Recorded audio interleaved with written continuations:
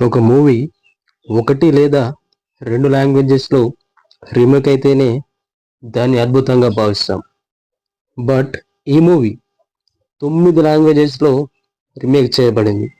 ఒక చిన్న హీరో, అప్పుడప్పుడు ఇండస్ట్రీలోకి అడుగుపెట్టిన ఒక చిన్న హీరోతో తీయబడిన ఈ మూవీ ఇండస్ట్రీ రికార్డ్స్ని సృష్టించింది.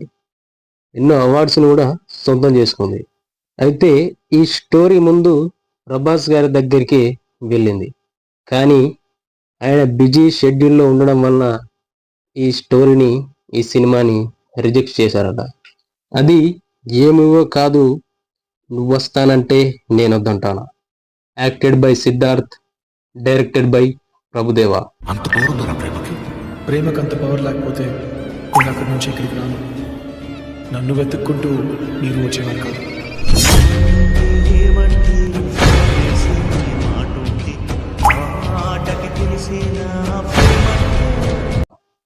ప్రభుదేవ గారు ఈ స్టోరీని ప్రభాస్ గారి దగ్గరికి తీసుకెళ్లారట. ప్రభాస్ గారి దగ్గరికి నేరేషన్ కూడా చేశారట. కానీ ప్రభాస్ గారు ఆ టైంలో ఉన్న బిజీ షెడ్యూల్కి ఆయన దీన్ని చేయలేకపోయారట. సిద్ధార్థ్ గారు బాయ్స్ మూవీతో 2003లో సినీ ఇండస్ట్రీలోకి అడుగు పెట్టారు యాజ్ అన్ యాక్టర్గా.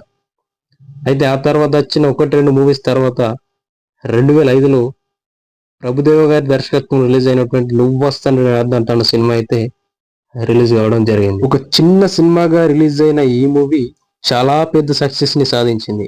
అయితే ప్రభుదేవ గారు ప్రభాస్ గారితో ఈ సినిమా చేయకపోవడంతో మళ్ళీ 2006లో ప్రభాస్ గారితో పౌర్ణమి సినిమా అయితే చేశారు. ప్రభుదేవ అండ్ ప్రభాస్ కాంబినేషన్ లో పౌర్ణమి సినిమా అయితే వచ్చింది.